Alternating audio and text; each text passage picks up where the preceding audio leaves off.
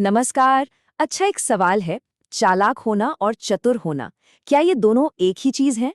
आज हम एक ऐसी कहानी सुनेंगे जो इसी सवाल की गहराई में जाती है। ये कहानी है एक कौवे की, जिसकी एक छोटी सी भूख उसे कहते लंबे सफर पर ले जाती है, जिसके बारे में उसने कभी सोचा भी नहीं था। तो चलिए इस सफर की शुरुआत करते हैं।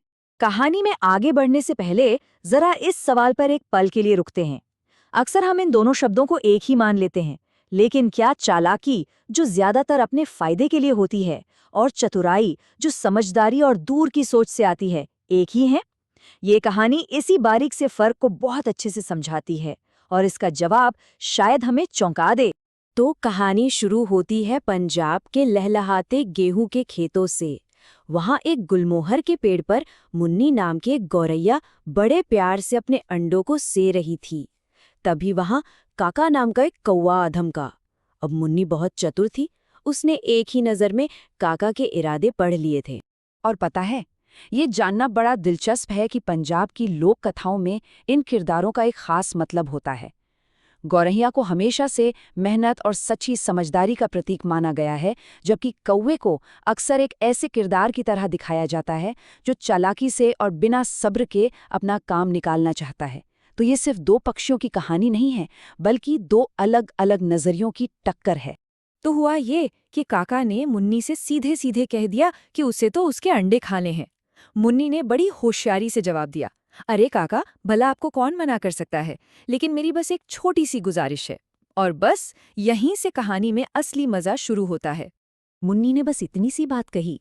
सुनने में तो ये बहुत ही सही बात लगती है ना, लेकिन काका के लिए ये छोटी सी गुजारिश एक ना खत्म होने वाले सफर की शुरुआत बन गई।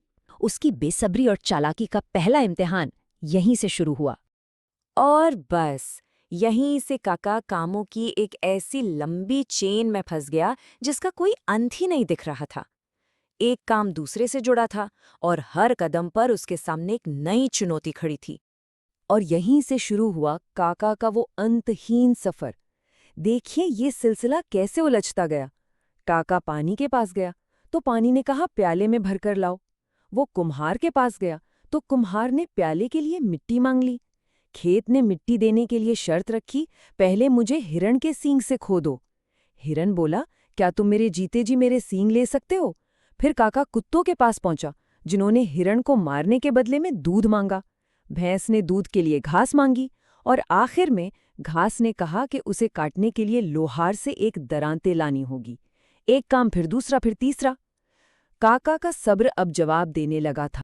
भूख से बेहाल और पूरी तरह हताश, काका आखिरकार अपनी मंजिल के एकदम आखिरी पड़ाव पर पहुंच ही जाता है।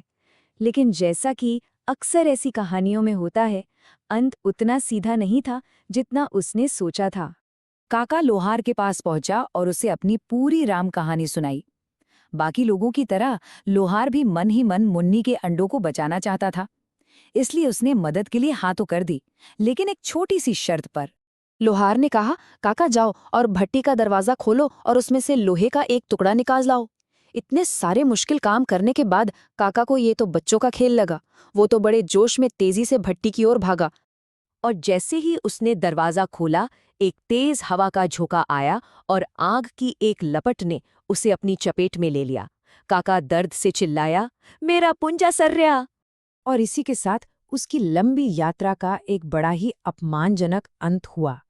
तो यहाँ सबसे जरूरी बात यह है कि उसकी अपनी ही बेसब्री और जल्दबाजी ने उसे आखिर में धोखा दे दिया। वो मंजिल के इतने करीब आकर भी खाली हाथ रह गया। तो जाहिर है ये सिर्फ एक पक्षी की कहानी नहीं है, ये एक लोक कथा है। और जैसा कि हर लोक कथा में होता है, इसमें एक गहरा संदेश छिपा है। चलिए देखते हैं कि ये हमें क्या सिखाती है। तो लोक कथाएं वो कहानियां होती हैं जो एक पीढ़ी से दूसरी पीढ़ी तक सुनाई जाती हैं। वे किसी भी समाज के जो मूल्य होते हैं, जो ज्ञान होता है, उसे जिंदा रखती हैं। और ये कहानी भी पंजाब की संस्कृति का एक बहुत जरूरी हिस्सा है।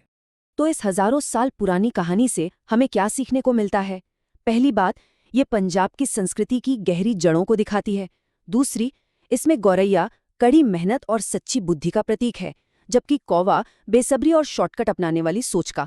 और सबसे जरूरी सबक ये है कि सच्ची चतुराई जो सब्र और दूर की सोच से जन्म लेती है, वो हमेशा ऊपरी चालाकी पर भारी पड़ती। और अंत में एक सवाल छोड़ जाते हैं।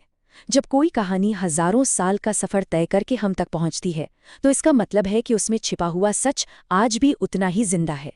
ये हमें याद दिलाता है कि आज की तेज रफ्तार दुनिया में भी सब्र और सच्ची समझदारी जैसे मूल्य किसी भी शॉर्टकट या चालाकी से कहीं ज्यादा कीमती हैं।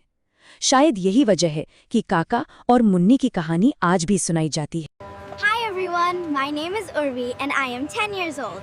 Welcome to our YouTube channel where we post fun learning videos, stories. I love exploring new places, trying creative things and sharing them with all of you. So don't forget to like, share and subscribe. Bye-bye.